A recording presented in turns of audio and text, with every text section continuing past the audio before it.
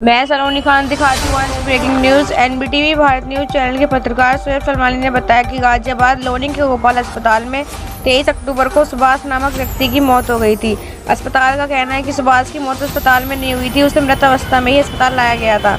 अस्पताल के संचालक डॉक्टर सचिन शर्मा ने बताया कि 23 अक्टूबर की सुबह 6:30 बजे सुभाष को जिस समय अस्पताल लाया गया था उसकी मौत हो चुकी थी।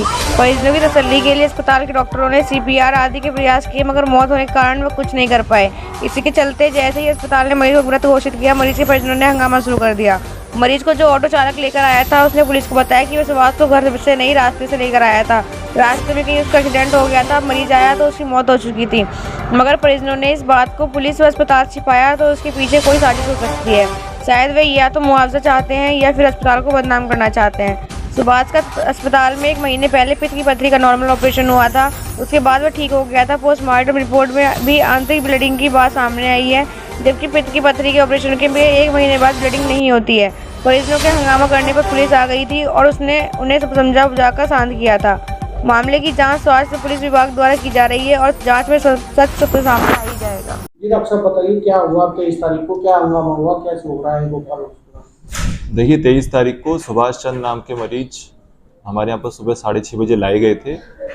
वो मृत अवस्था में थे। सीसीटीवी फुटेज में भी ये क्लियर है कि वो जिस हालत में लाए गए वो मृत अवस्था ही थी। हालांकि मरीज के परिजनों ने ये कहा कि वो अपने पैरों पर चल के आए थे, तो उन्होंने झूठी तहरीर दी है। पुलिस ने भी इस बारे में थोड़ी जानकारी की है। मुझे पता चला एसीपी साहब और एसएचओ साहब के माध्यम से कि एक ऑटो ड्राइवर है जिसने ये बताया है कि वो मरीज को घर से नहीं लाया था, वो मरीज रास्ते में सड़क पे पड़ा हुआ था अपने भाई के साथ, वहाँ से लेके आया था, शायद उसका कोई एक्सीडेंट हुआ था। और इस मामले में पुलिस ने जांच करके एक सीसीटीवी फुटेज भी पता की है, जो संज्ञान में आई है कि उसमें उसका मोटरसाइकिल से एक्सीडेंट हुआ है।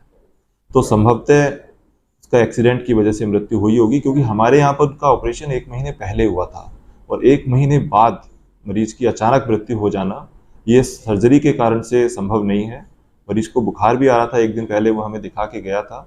तो पोस्टमार्टम की रिपोर्ट में भी शायद ऐसा आया है कि इंटरनल ब्लीडिंग हुई है। तो 1 महीने बाद सर्जरी की वजह से इंटरनल ब्लीडिंग होना संभव नहीं है। उनका जो मृत्यु है मुझे लगता है कि वो एक्सीडेंट की वजह से ही हुई है। बाकी हमें पुलिस पर और सीएमओ साहब पर पूरा भरोसा है, वो इस मामले की अच्छे से जाँच करेंगे और कार्रवाई जो है वो सच्चाई के साथ होगी।